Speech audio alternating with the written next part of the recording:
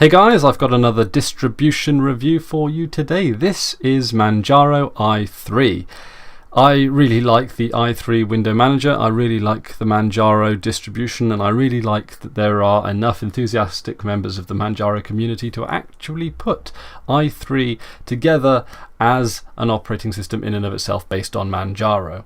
This is the first time I've seen a window manager, a tiling window manager, be the center of an entire distribution. Of course there is BSPWM, which I reviewed a few days ago, but this was actually the first one that I was actually introduced to, and I really am impressed with it. In fact, I was impressed with it so much that I've installed it as my regular driver on my secondary machine, which is just a small, very slow netbook, which I sometimes take out when I'm traveling just to do a few light tasks.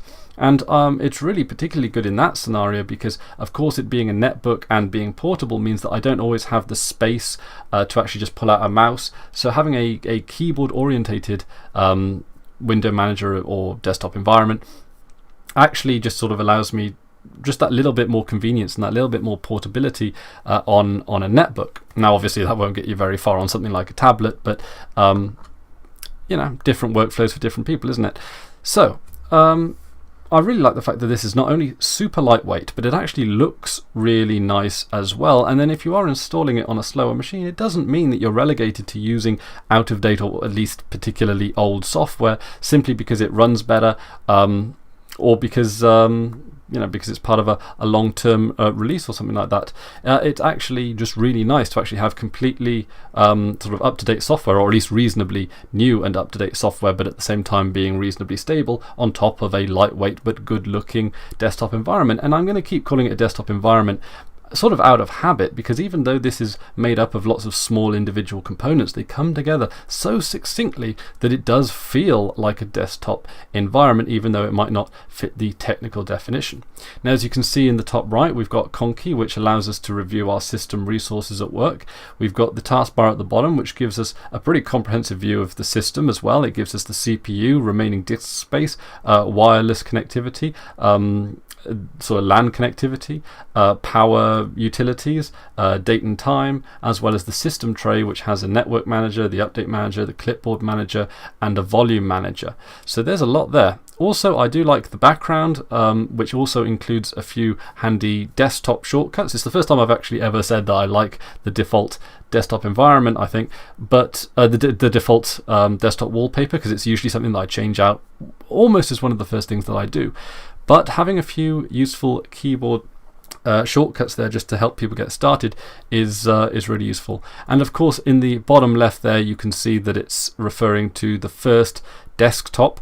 This actually works really well on multi-monitor setups, and all of this is completely customizable. But in order to customize i3 effectively, you really have to go into config files. Now, they're reasonably easy and straightforward to edit, but isn't it just nice to just have a pre-installed and pre-set up version of i3 to even just showcase what it can do and what it's capable of, if for no other reason. The i3 website is also worth looking at because it has the full list of keyboard shortcuts as well as a really good getting started guide. So let's get started with this then. So if I just wanted to pull up, say, a terminal, that's just a Windows key and enter, and then I can put top just as an example to show you just a fleshed out terminal. Then I can press Windows key and enter again, and this just cuts it in half. Now, if I don't want to cut it in half horizontally, I can press Windows key and shift, and then I can move it around. So I've got the my empty terminal on the right there, and I've got my top on the left, or I can just simply move it the other way. Or I can sort of just move it on the bottom or move it on the top. Or if I wanted to do something else, I could also Windows key, shift and space, and that pulls it up into a separate window in a more sort of traditional way. This now is starting to look like a really sort of like an 80s hacker operating system. If I wanted to move that floating window, and of course you can see here that wherever the mouse hovers over is the active window, I can press Windows key and left click, and that just moves it around, and Windows key and right click, and that just makes it smaller or of course larger. And then I can simply just press Windows key, shift and space, and then it pops back in if it's for a horizontal split, or of course vertical.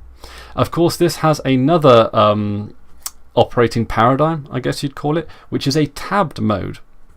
This is very simple. This is as simple as just pressing Windows key and W. And as you can see here, it's got a very similar layout to what you might expect from a browser like Chromium or Firefox, where you just simply click the tabs at the top, and then of course you can have another one there, and it just if I wanted to close a window, it's Windows key, Shift and Q, and there you go. We've got our 2 remaining tabs left, and Windows key, Shift and Q to close that again. Okay, so starting an application is easy enough. To access the most user-friendly menu, it's as simple as Windows key and Z, and then it gives you accessories, graphics, internet, and you've got that. So it comes with the Pale Moon browser by default, which is an interesting choice. It's slightly different. I would have perhaps gone with the Lite browser that we saw in BSPWM, but Pale Moon's not bad. It looks pretty good, although if not a little bit dated. Personally, I actually switch it out for something a little bit more mainstream, either a Firefox or a Chromium. But you have plenty of options. So you've got multimedia. It comes with VLC, which is rather heavy for a lightweight based environment. It comes with e-links, of course, hex chat if you're into the IRC, so mail reader. So it comes pretty full featured. It even comes with some, well, no, I was going to say it comes with some Office tools. It comes with a PDF viewer, and then you've got settings as well. But again, settings really just does seem to be more naturally suited to the command line environment. There's the Manjaro settings manager, and a few other things. You've got to customize the look and feel, which you might not, which are not easy to do from the command line.